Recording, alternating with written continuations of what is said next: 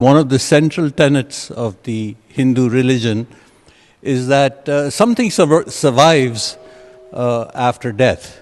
And you mentioned that consciousness is eliminated at the time of death. And I'd like to sort of cite to you several examples to the contrary. So I'm standing here today and I have witnessed myself change over decades. I've seen myself go from childhood to where I am today. And but something within me has stayed the same that has witnessed the change. So that's one argument.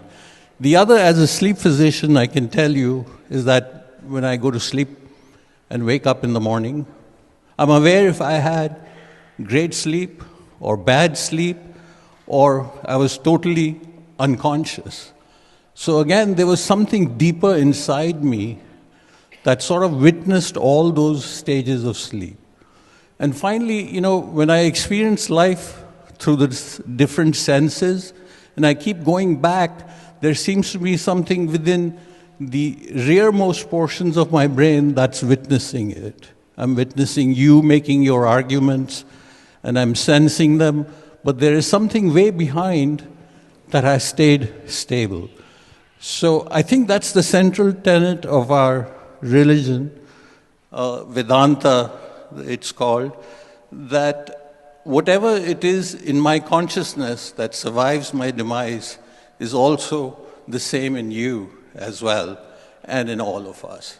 And I'm wondering if you have any answer to that. Well, I was with you until you made the leap to what survives after you die, because all that other stuff, like the part of you that goes to sleep,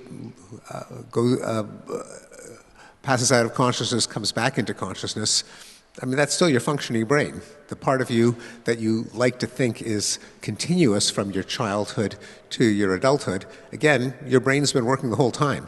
So yeah, I'm with you for all of that, but that says nothing about what happens when the brain permanently ceases to function.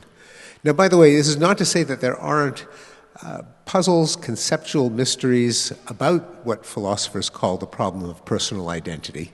So, for example, if an 18-year-old commits a crime, should he still be in jail when he's 65? Is it, in a sense, the same person? Is it morally justifiable to make the 65-year-old suffer for what the 18-year-old did, or is there some sense in which that was kind of not the same person because the brain was different?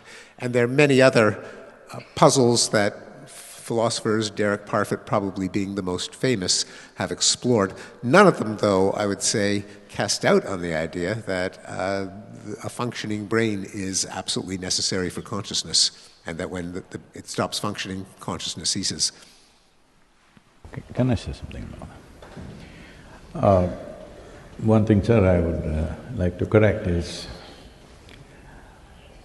we must understand that you call something a religion only if you're forced to believe something that is not in your experience. So the Vedanta that you refer to and the Hindu culture and traditions that you refer to have no belief systems. It is a land of seeking. You're supposed to seek. This is the reason why in that culture there are no commandments. Nobody can give us commandments. Who can give commandments to Indians? They're full of questions. So, this is a process of seeking. How many ways of seeking? Well, we came up with thousands of ways of seeking, different ways for each individual how to seek. But the fundamental of seeking, as I already said once, is that you have realized that you do not know. That's why you're seeking. Because most human beings do not understand the significance of I do not know. I do not know is the basis of longing to know. And longing to know is the basis of, if at all, if you know one day, at least the possibility of knowing opens up only because we realize, I do not know. Having said that, the important thing about what you're saying, this is a university, I don't know if this is a place for going to this aspect because you talked about beyond death, what happens, and it need not be just an assumption or something that you believe. The fundamental is this: as we sit here, this is my body, that is your body, 100%. This is my mind, that's your mind. Here and there we may overlap, but this is my mind, that's your mind. But there is no such thing as my consciousness and your consciousness. There is only one consciousness. You have captured some, I have captured some. We have methods and ways how you can capture a larger bubble so that suddenly everything about you is enhanced. I can show you hundreds and thousands or millions of people who are at one level of living, suddenly they move to another level of experience and living simply because they manage to blow their bubble little bigger. So this bubble, the film of the bubble, is essentially information. This information, in the culture that you come from, we call this karma. Karma means as we sit here, our body is doing activity, this is one kind of karma, physical karma. Our mind is doing things, this is mental karma. Our emotions are doing stuff, that is emotional karma. Our energy is doing things, that's this energetic karma. 4 dimensions of karma are happening to us in wakefulness and sleep, non-stop. Now, how identified you are with those things will create tendencies within you. These tendencies we very rightly refer to as vasana. Vasana is a perfect word for this because the word vasana means smell or odor.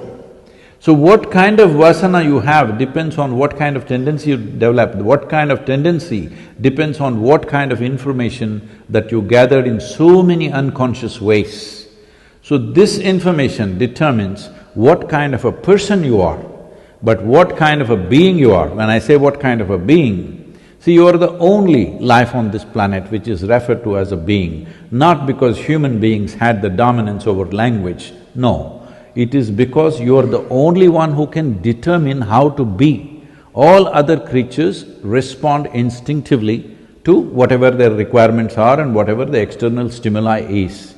So, what you're referring to as what is beyond life, what is beyond this body, beyond this psychological drama that we're going through, is just a bubble of information that may travel. But there are ways to… You also know, you mentioned Hindu, so that means the objective of that culture is to attain liberation or mukti. What this means is, you deprive yourself or you demolish all this karma or this information that you have gathered, or distance yourself in such a way that this bubble doesn't carry on.